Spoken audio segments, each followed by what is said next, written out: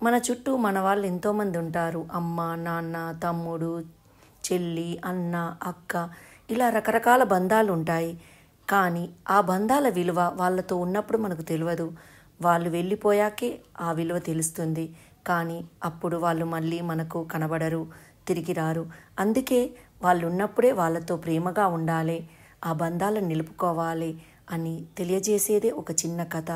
ఈరోజు మన జీవితంలో చాలా ముఖ్యమైన రోజు, ఎందుకో చెప్పుకుంటూ చూద్దాం అని తన హస్బెండ్ని అడిగింది సిగ్గుపడుతూ దివ్య.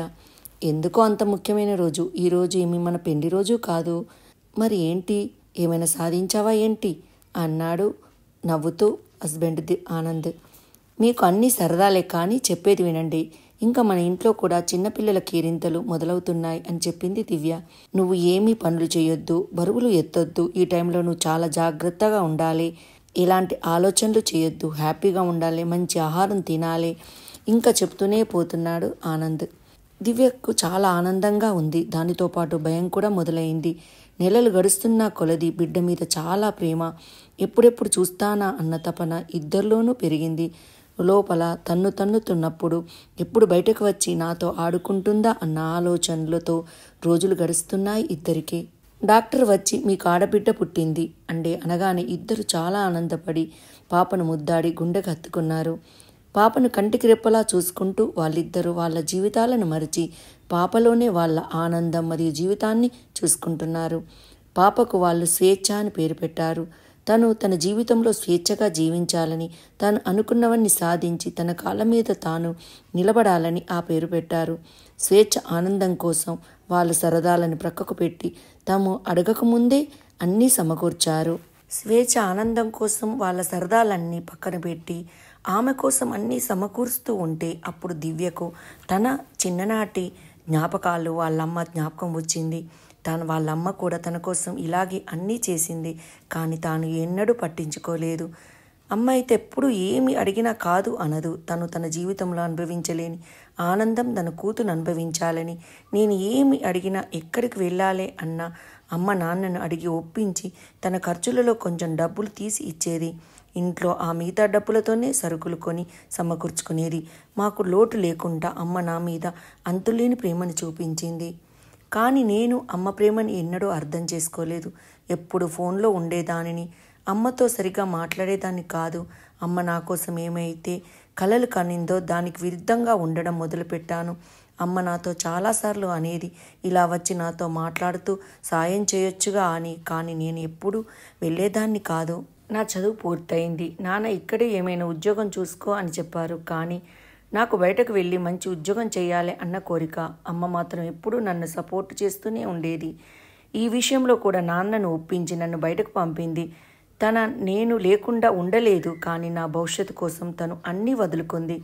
నాకు మంచి ఉద్యోగం వచ్చింది అనగానే అమ్మ నాన్న అందరికీ స్వీట్లు పంచిపెట్టారు. నాకన్నా వాళ్ళే చాలా ఆనందంగా ఉన్నారు. ఇలా చాలా ఏళ్ళు గడిచాయి. అందులో చాలాసార్లు ఇంటికి వెళ్ళాను. అమ్మ నాతో చాలాసార్లు మాట్లాడదాం అనుకుంది మనసు ఊపి. కానీ నేను అమ్మతో అంత మాట్లాడేదాన్ని కాదు. అమ్మ ముఖములు ఏదో ఆవేదన, బాధ కనిపించేవి, కానీ పైకి మాత్రం చిరునవ్వుతో దాన్ని మూసేసింది.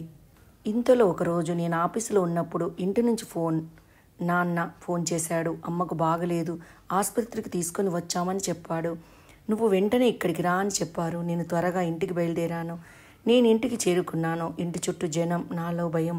అమ్మకి ఏమైందో ఆ దేవుడికి ప్రార్థిస్తున్నాను మనసులో, మా అమ్మకు ఏమీ కాకూడదు అని. ఇంతలో నాన్న చాలా ధైర్యం తెచ్చుకొని బాధను అణుచుకుంటూ, చిట్టి తండ్రి ఇలా రా, నువ్వు ఇలాంటి సమయంలో చాలా ధైర్యంగా ఉండాలి అని నాకు నచ్చ చెప్తున్నారు.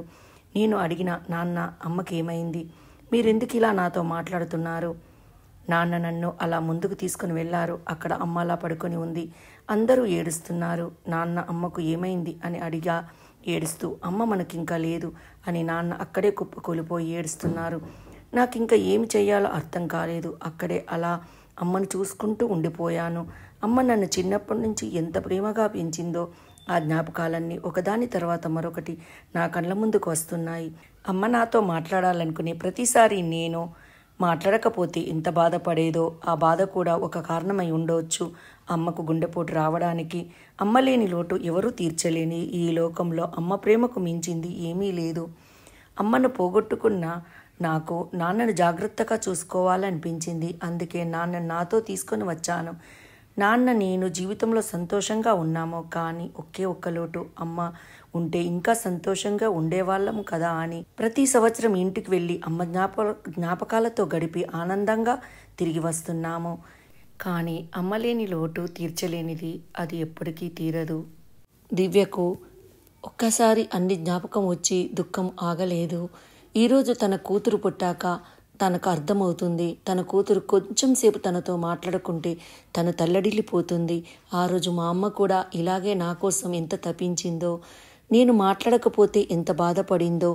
ఆ రోజులు మళ్ళీ ఇప్పుడు తిరిగి రావు. మళ్ళీ నేను అమ్మను చూడలేను కదా అంటూ దివ్య ఏడుస్తూ ఉంది. ఎంతసేపు ఏడ్చినా ఆమె దుఃఖం ఆగలేదు. అందుకే ఈ కథను విన్న వాళ్ళందరూ అర్థం చేసుకోండి. మీ అమ్మ ప్రేమను, వాళ్ళ జీవితం అంతా మీకోసమే త్యాగం చేసి మిమ్మల్ని అపురూపంగా చూసుకుంటారు. కాబట్టి వాళ్ళను మనం జాగ్రత్తగా చూసుకోవాలి. ఈ వీడియో మీకు నచ్చినట్టయితే లైక్ చేయండి, సబ్స్క్రైబ్ చేయండి. మరిన్ని వివరాల కోసం ప్రక్కనే ఉన్న బెల్ ఐకాన్ను క్లిక్ చేయండి. Thank you.